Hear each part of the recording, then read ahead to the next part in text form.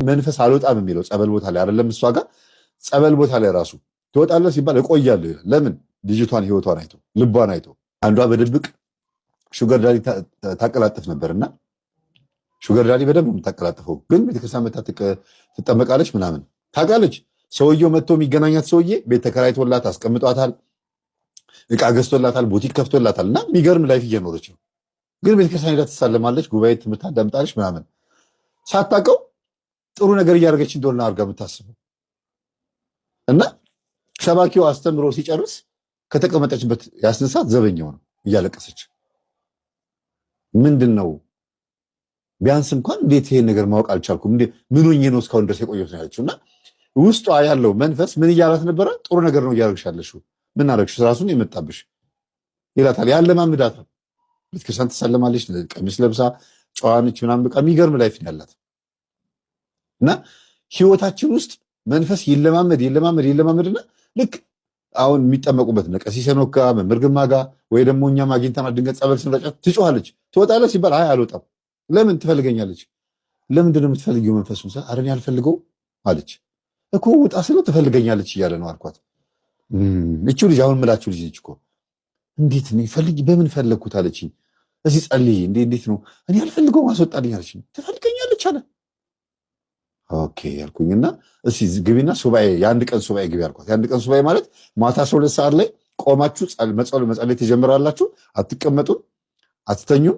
ምናልባት ከሌሊቱ 6 ሰዓት ላይ እንደዚህ ባላችሁበት ቁጢጥ ለማለት እንደ ፈንግል ሳይሆን ቁጢጥ ነው የምትሉት እንደ እረፍት ለማድረግ። ከዛ ውጭ ቆማችሁ በቃ ማንጋት ነው። የአንድ ቀን ሱባኤ ይባላል። አባቶች ናቸው ያሳዩኝ። እና እንዲህ አይነት ሱባኤ ግቢ አልኳትና ጠዋት 12 ሰዓት ላይ ሲሆን ተኝ አልኳት። 12 ሰዓት ሲሆን ለጥ ብላ ተኛች። ምን ህልም ታያለች? ራስሽ ነሽ እኮ እኛ የፈቀድሽልን እኮ ሐሳብሽን የሰጠሽ ሰውየው ነው የሚያወራት። ያ ሹገር ዳዲ አንቺ እኮ ነሽ እኮ ሐሳብ የሰጠሽን እኮ ፈቃድ ያመጣሽው ራስሽ ነሽ ይላታል። እኔ መች ፈቀድኩ? ለራስ ነው በህይወት የገባ አንቺ ነሽ እኮ ፈቃድ።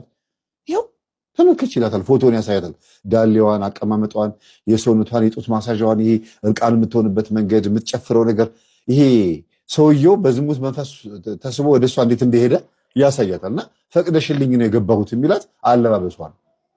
ከዛ ሹገር ዳዲው በዝሙት መንፈሱ አጠመዳት። እሺ ብላ የምታደርገው ነገር በሙሉ በፈቃደኝነት ስለሆነ ልብሶቿን ወዳው ስለሆነ መንፈሱ ወዳኛለች፣ ፈቅዳልኝ ነው የገባሁት፣ ትፈልገኛለች ያለው አለባበሷን ነው ማለት ነው። ከዛ በኋላ ልጅቷ አልቅሳ ንስሐ ገብታ ሁለተኛ እንደዚያ ነገር እንዳትመጣብኝ ብላ ሹገር ዳዲ የሚባለው ሰውዬ አባረረች፣ ቤት ቀየረች። መንፈሱ ወጣላል። ትወጣለህ? ውጣ። ማነህ? ዛር ነኝ። ማነህ? ቡዳ ነኝ። ሁሉም ሙልጭው ጥርግ ብለው ወጡ። በአንድ ሳምንት ውስጥ የሚገርማቸው ዋጋ የሚያስከፍል በጣም ከባድ የሆነ መንፈስ በአንድ የተያዘላት። ወይኔ ሳልገላት ሳልጎዳት ወይኔ ያለው በቃ ፈቃደኛ ሆና የምታረጋቸው ነገሮች በሙሉ ማለት ነው። በደንብ አድርጎ መንፈሱ ተደላድሎ እንዲቀመጥ እግሩን ዘርግቶ የፍልስፍና መጽሐፉ እንዲያነብባት ደስተኛ ሆኖ እንዲቀመጥ ግብሩን በደንብ እንዲያገኝባት ነው ያደረገው። ግለ ወሲብ ትፈጽማለች። አርቲፊሻል የወንድ ብልት በቦርሳ ውስጥ አለ። እንደገናም ደግሞ ከዚህ ከሹገር ዳዲ ውጭ ደግሞ ሌላ ደግሞ እንደ ወጣት የሚያጫውታት ፍቅረኛ ደግሞ አላት። ሹገር ዳዲ ጋር እንደምትሄድ እያወቀ ሰውየው ሲመጣ ውጣ ውጣ ውጣ ብላ የምታባረረው። ይህ ሁሉ ህይወቷ እንደዚህ ሆኖ እያለ ኖርማል ምንም አይመስላትም፣ ኃጢአት አይመስላትም።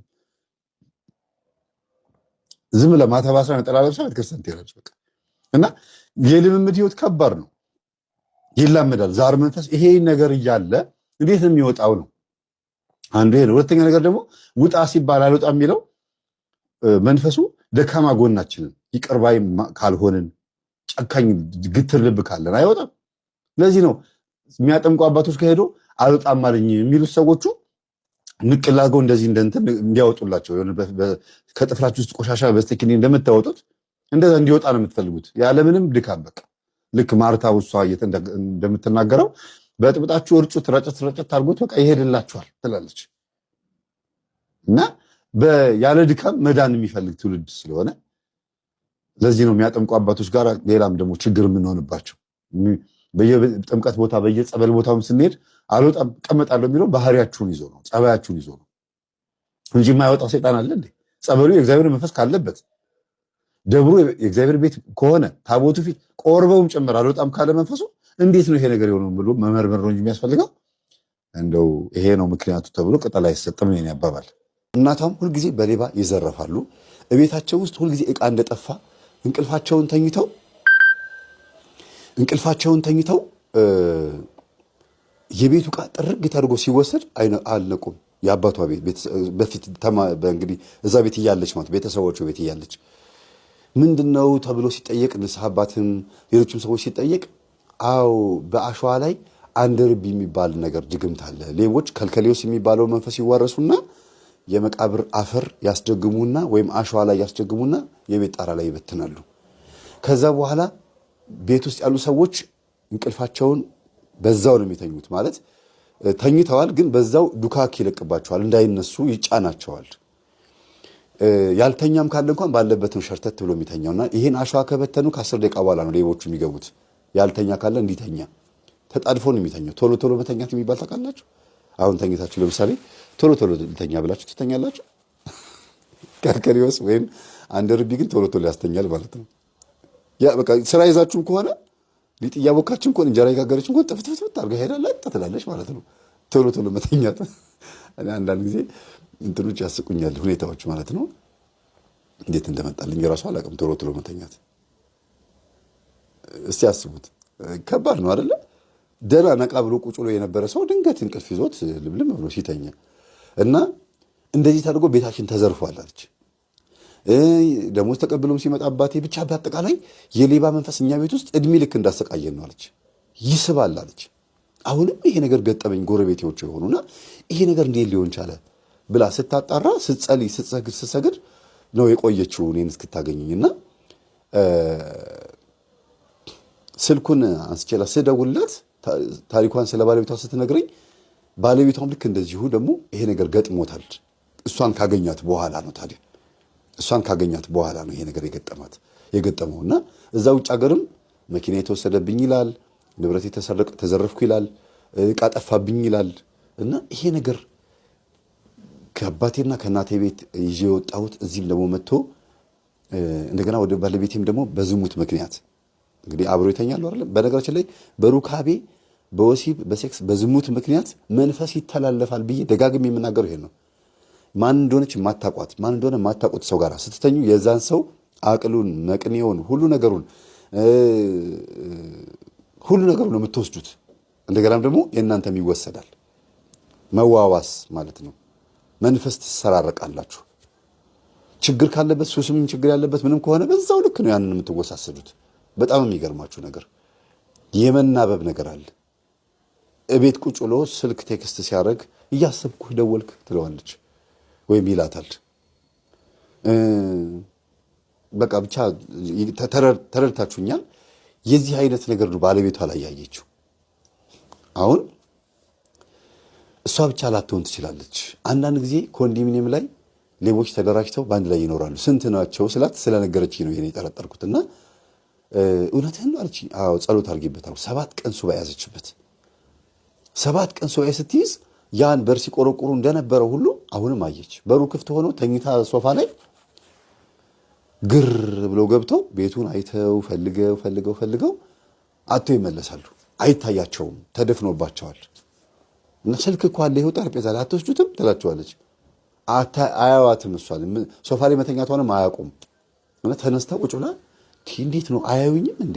ዕቃ የሚዘረፍም ብርም አለ ሁሉም አለ፣ እንዴት አይዘርፉም? ምንም ነገር አይታያቸውም እንዴት? እና መሪዋ ማናት? ሴቷ ነች ከፊት የምትመራው። ይሄ ነገርማ አንድ ነገር አለ ትልና ሁሉም ሌባ መሆናቸውን አውቃለች፣ አረጋግጣለች። ቀስ እያለች እያንዳንዳቸውን መቀየር እንዳለባት ትማራለች። እና በርቺ፣ ለዘበኛም መናገር ካለብሽ ተናግረሽ ማስወጣት ትችያለሽ። መለወጥም ያንቺ ጀግንነት ነው። እኔ ልረዳሽ የምችለው ነገር ካለ ንገሪኝ ስራት ጊዜ አንዳንድ ነገሮች እጠይቅሃለሁ፣ ትመልስልኛለህ። አመሰግናለሁ። አንተም ማገዝ አለብኝ። እዚህ ውስጥ አንተን እንድትገባ እንዲያውም አልፈልግም። ይሄን ነገር እኔም ተወጥቼው ገጠመኝ ይዤ ነው የምመጣው አለች። ታየው ገጠመኝ የሚለውና የሰዎች ህይወት ይቀየርና እግዚአብሔር ይለውጣቸው አልኳት። ከዛ ረሳኋት፣ ተለያየን። በቃ ማለት ከተደዋወልን ቆየን 7 ወር 8 ወር እና ይቺ ልጅ ምንድን የጠፋች ብዬ ስልኳን አጋጣሚ ወረ ማስታወሻ ላይ አግኝቼው ነበርና ሌቦችን ልትቀይር የተዘጋጀች ብዬ ጽፌዋለሁ አጀንዳዬ ላይ።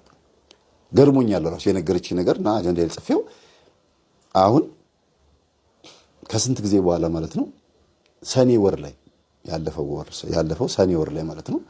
ደወልኩላት። ስደውልላት መምህር አለችኝ። አቤት። አንድ ሰው ይቀረኛል፣ አንድ ሰው ይቀረኛል አለችኝ። ምን ነው አልኳት። አንድ ሰው የሚቀረኝ። ቆይ አትደውል፣ እኔ ነበርኩ መደወል ያለብኝ አለችኝ እና ዘጋችብኝ። እንዴ መልሼ ደወልኩላትና ይቅር፣ አንድ ሰው የሚቀር ችግር የለውም ግን በቃ ቀየርሻቸው ስላት ጊዜ መምህርዬ አሁን እንድታውቅ አልፈለኩም ነበር፣ አሁን ግን ከሰው ጋር ነኝ አለችኝና ይቅርታ ልዘጋብህ ነው ስልኩን አለችኝ እና ስልኩን ዘጋችሁ። መዝጋት ነበረባት። እውነቷን ነው ለካ። ለምን ዘጋችብኝ ብዬ ተናድጃለሁ እኔ። ለካ ቦታው ላይ በትክክል ስልኩን መዝጋት ነበረባት። እንድትዘጋ የሚያስገድድ ቦታ ላይ ነው የነበረችውና ተረዳኋት። በቴክስት ስትልክልኝ ተረዳኋትና ምን አድርጓት ራስሽን ጠብቂ ብቻ ነው የጻፍኩላት። ራስሽን ጠብቂ ብዬ ጻፍኩላት። እሺ መምህር አመሰግናለሁ፣ ብዙ ፈተና አልፏል፣ ግን አንድ ሰው ነው የቀረኝ፣ እሱን ጨርሼ ነው የምደውልልህ፣ ይህንንማ መወጣት አለብኝ፣ ግዴታ መወጣት አለብኝ ብላ ነው የደወለችው። እና በጎን በኩል ሌባዋ እኔ ጋር ትመጣለች። ሴቷ ሌባ ትመጣና መምህር አለችኝ። አቤት አልኳት። እኔ ሌባ ነኝ አለችኝ። ወዲያው አይምሮ ልጅቷ ጋር ሄደው እሺ ሌባ ነኝ ነው ወይስ ነበርኩ ነው ስላት ጊዜ ነኝ ብዬ ራሴን እንትን ብፈርጅ ነው የሚሻለኝ። ነበርኩ ካልኩኝ አሁን ራሴን ያስቀመጥኩበት ቦታ ይሄ መንፈሳዊ ምናምን ሊሆንብኝ ነው። እሱ ደግሞ ገና አልተሟላም። ስለዚህ ነኝ ነው ማለት ያለብኝ። አይ ነኝ ካልሽ የሚሰረቅ ነገር ካገኘሽ ልትሰርቂ ትችያለሽ። ስለዚህ ነኝ አይባልም ነበርኩ ነው የሚባለው ስላት ጊዜ በጣም በቃ በሚያሳዝን መልኩ አለቀሰች እና ታሪኳን ስትነግረኝ የልጅቷ ጎረቤት እንደሆነች ወደ አወኩባት። አሁን የት ነው ያለሽው? ከማን ጋር የምትኖሪው ስላት ጊዜ ከ6 ወንዶች ጋር የምኖረው እዚህ ኮንዶሚኒየም መሰለኝ ጊዜ ኦኬ የገሊት ጎረቤት ነሽ። ኦኬ እንግዲህ ራስሽ በጎን በኩል መተሻል፣ ያለኝ አማራጭ መስማት ነው ብዬ በደንብ ሰማዋት። እናቷም ሌባ እንደሆነች የሰፈር እህል የተሰጣ እህል በመስረቅ ቡና ጠጭ ተብላ ተጠርታ ሄዳ እቃ በማንሳት የእጃመል ሃይማኖቱን የሚቀይር ሰው እዚህ ቤት ውስጥ ካለ ይላሉ። በሃይማኖት ቀልድ የለም ሁሌ የሚናገሩት። ከዚህ ቤት አባርረዋለሁ፣ እናትነቴን እሰርዛለሁ የሚሉት ነገር አላቸው። በተለይ መክሬው አልሰማም ካለ ነው እናትነቴን የምሰርዘው። አልቸኩልም፣ ግን ከቤት አባርረዋለሁ። እንደገናም ሄጄም አልጠይቀውም። እንደ ልጅም በቃ ውስጤ ደስ አይለኝም ነው የሚሉት እና ልጆቹ በጣም ይፈራሉ፣ እናታቸውን በጣም ስለሚወዱ ማለት ነው። አጅሪት ደግሞ ሚስት ተብዬዋ ይሄ ነገር ሁልጊዜ በልቧ ስለምትይዝ ከዚህ ቤት ማስወጫ መንገድ አገኘው እና ሆን ብላ ጴንጤ ሆነች። ሆን ብላ ማለት መጀመሪያ ጴንጤ ሆነች። እንደሚወዳት ስለምታውቅ ነው፣ እንደሚከተላት ስለምታውቅ ነው። ከዛ ጴንጤ የሆነችው መጀመሪያ አውቃ ፎቶ ለማሳየት የው ቸርች ሄድኩኝ እኮ ጓደኞች ጋበዙኝ። እኔ ድሮንም እናንተ ቤት ውስጥ በቃ የሁሉ መንፈሳዊ ሕይወት እየኖራችሁ አንዳችሁ እንኳን አግብታችሁ አትወጡም፣ አንተም ደህና ላግባ ብለህ ስታስብ እናቴ ያው እዚህ ቤት ውስጥ ማነቆ እያደረጉ ነው። አይደለም እኮ ማዘር እኮ ስለምትወደኝ እና ታዲያ እኔ ትቼ ለወጣ ነው አለችው። መጀመሪያ ቼክ አደረገችው። አረ እንደዚህ አይባልም በእናትሽ በጣም ነው የምወድሽ ምናምን ብሎ በጣም ወጭጭ አለባት። አስተውሉ። እቺ የመጀመሪያ ፍቅሩን የገለጸበት መንገድ ነው። እንደሚወዳትና እንደማይወዳት ያወቀችበት ሲስተም ነው። ከዛ በኋላ ግን አልቀረለትም። ያው ይገባቸዋል። ደብተራ ጋር ትሄድና የምታውቀው ደብተራ ጋር ትሄድና እኔ ከማገኘው ገንዘብ ላይ የተወሰነ ነገር እሰጥሃለሁ፣ ለጊዜውም ቢሆን ወደ ነበርኩበት እመለሳለሁ፣ ለጊዜው ሰውየው ጌታ እንዲል አድርግልኝ፣ ሃይማኖት እንዲቀይር አድርግልኝ ትለዋለች። ደብተራው ደግሞ ኧረ እንዲህ ያለ ነገር አያስፈልግም ይላል። አንዳንድ ጊዜ ደብተራዎች ሃይማኖት ጨዋታ ያጫወታቸዋል አይደለ? ኦርቶዶክስ ያጫወታቸዋል። እና ልክ ለሃይማኖት የተቆረቆሩ የሚከተሉት ጥበብ የሆነው ከእግዚአብሔር የተሰጣቸው ለማስመሰል ምን ያደርግልሻል ይሄ ነገር ሌላ ዘዴ አትፈጥሪ ምናምን አለኝ ነው የምትለው። እና ግን በጣም የሚገርመው ነገር አላንገራገረም። ይሄን በያክል ብር ከፍልሃለሁ ስትለው ችግር የለውም በቃ ለጊዜው ተረካ አድርገን መልሰዋለን፣ በጥበብ ደግሞ መልሰዋለሁ ማሚላትና ሃይማኖት ያስቀይራል። ከዛ ያንን ትመጣና አንድ ጊዜ በዚህ ከንፈሩን ከሳምሹ ልክ ይገባል ተባለች። ደብተራውም ኃይለኛ ነው። ያቀበታል። ያው እንዴት ዝሙት መንፈስ እንደሚገባ እንዴት በጣም ተንኮል ያስተማሩት ስለሆነ አጋንንት እንዲያውም ተንኮል ያስተማረው ደብተራ ነው ብዬ ነው የማስበው አንዳንዴ ሳስበው። እና ይሄን ነገር እንዲነግሩኝ ያስገደዳቸው እንዲያውም ይሄን ገጠመኝ ምን ስል ሰምተው መሰላችሁ? አንዳንድ ደብተራዎች የገንዘብ ፍሰቱን ለመጨመርና ገቢ ምንጫቸውን ለማግኘት ሚዲያ ላይ ኢንተርቪው እንደሚደረጉት አንዳንድ ፓስተር ደብተራ የነበሩ ፓስተሮች ማለት ነው ኦርቶዶክስ ውስጥ ያለን ድግምተኞችና አስማተኞች ነበርን እንሰራ ነበረ ብሎ ይናገራሉ። እና ወደ ተሐድሶዎች ወደ ሌላም እንደዚህ ከኦርቶዶክስ በማፍለሳቸው የሚከፈላቸው ገንዘብ እንዳለ ነው እየሰማን የነበረው። እና ለዚህ ገንዘብ ሲሉ ምን ያህል ተቀጣሪ ሆኖ ይሰሩ እንደነበረ ባመጡት ሰው ልክ በቀየሩት ሰው ልክ አንዳንድ የገቢ ምንጭ እንደነበራቸው ያን የሚከፍላቸው ምን አይነት ድርጅት እንደሆነ ያላቅም ይገርምኛል። እና ከዛ ደግሞ ታዋቂ የሆኑ ሰዎችን በማፍለስ ወጥተው ሚዲያ ላይ እንዲመሰክሩ በማድረግ በቃ ኦርቶዶክስ ብቻዋን እየቀረች ነው፣ ይኸው ሰባኪ ገሌ፣ አርቲስት ገሌ፣ አባ ገሌ እንደዚህ ሄደዋል፣ ይሄን ተናገሩ እንዲባል እየተደረገ ብዙ ገጽታዎች ይገነቡ ይሰሩ ነበረ፣ ሰው እንዲደናገር፣ ሃይማኖቱ እንዲጠራጠር። ይህን ሁሉ ግን የሚሰሩት ደብተራዎች በድግምት ነበር። በጣም የሚያሳፍረው ነገር ይሄ። ለዚህ ነው ተጠንቀቁ የሚባለው። እና ይሄን ሳስተምር ስለሚሰሙ ነው ይህንን ገጠመኝ ወደ እኔ ያመጡት። እና እቺ ልጅ ምንድን ያደረገችው እናትየዋ ስትናገር ሰምታ ሃይማኖቱን የቀየረ ልጅ ከዚህ ቤት ይወጣል ስትል ሰምታ ወዲያው ሃይማኖቷን ቀይራ ከዛ አሳየችው። ምን ሆነሽ ነው? ኦርቶዶክስ ደህና ቤተክርስቲያን እየሄድን እያስቀደስን እየተሳለምን አልነበረም ወይ? ምንድን ነው ይላታል። እና አልገባውም። በእርግጥ እንደዚህ ተንኮል ትሳለች ብሎም አልገባውም፣ አላሰበም። ግን ይሄ ነገር ከሆነ እሷ ጴንጤ ከሆነች ከ2 ወር ነው ከ3 ወር በኋላ እሱ ማጅሪውም ቤት ውስጥ ባህሪው ተቀየረ። ሳስበው እሷ የምታዳምጣቸውን መዝሙሮች ማዳመጥ፣ የምታዳምጣቸውን ስብከቶች ማዳመጥ፣ የፕሮቴስታንት ስብከቶችን አብሯት ቸርች መሄድ ምናምን ጀመርናል። በቃ ስለመወዳት ነው የሚሄደው ብሎ ነው የሚያስበው። ግን ደብተራው ምንድን ያደረገው ከንፈሩን ከሳምሹ ቀጥታ የምትፈልጊውን ነገር ታገኛለሽ እና ከንፈርሽ ላይ ነው ቃልሽ ላይ ያደረግኩት አላት።